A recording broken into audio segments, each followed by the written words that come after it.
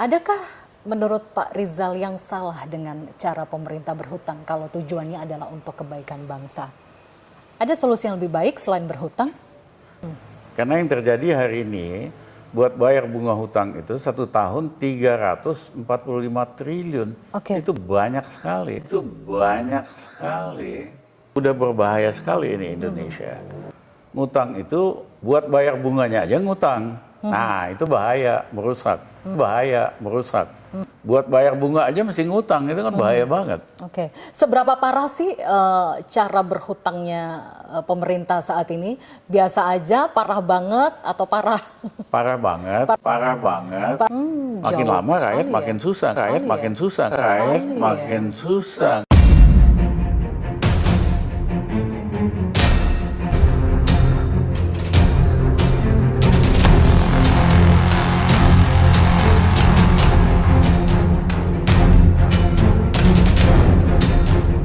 Ya, kembali lagi bersama saya Zeda Salim dalam Z Speaking. Kali ini kita akan mencoba untuk berdiskusi lagi dengan seorang mantan menteri, seorang politikus, dan juga seorang pakar ekonomi, Bapak Rizal Ramli. Halo Pak Rizal. Pak Rizal sering menyampaikan pemerintah tuh hobinya ngutang gitu. Pemerintah tuh hobinya ngutang gitu, berhutang, sedikit-sedikit berhutang. Adakah menurut Pak Rizal yang salah dengan cara pemerintah berhutang kalau tujuannya adalah untuk kebaikan bangsa? Ada solusi yang lebih baik selain berhutang?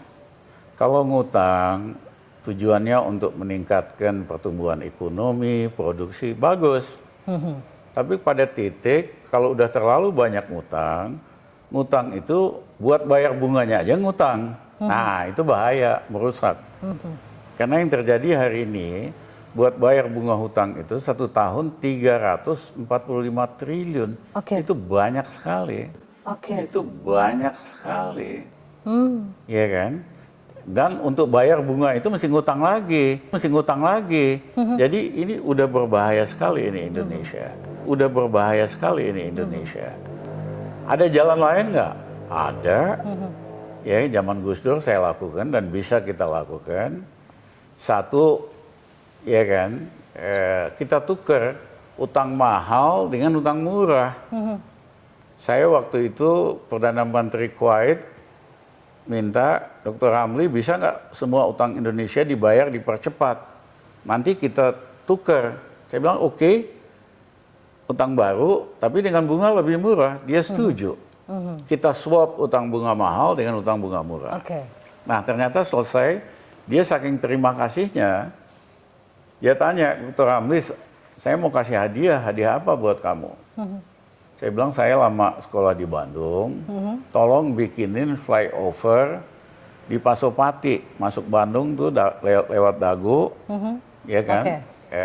Dibikinin gratis tuh. Gratis. Itu Pasopati gratis. Yang kedua, waktu itu Jerman kritik terus, Indonesia tukang ngerusak lingkungan hidup. Hutan di Kalimantan yang menghasilkan oksigen, paru-paru dunia itu dihancurkan sama Indonesia. Akhirnya saya ketemu sama Menteri Keuangan Jerman, jangan gitu deh, kita cari win-win solution. Oke. Saya siapkan 300.000 hektar di Kalimantan, kamu potong hutang Indonesia $600 juta. Oke. Dia setuju sampai 5 kali. Sayang pemerintah Gus Dur jatuh.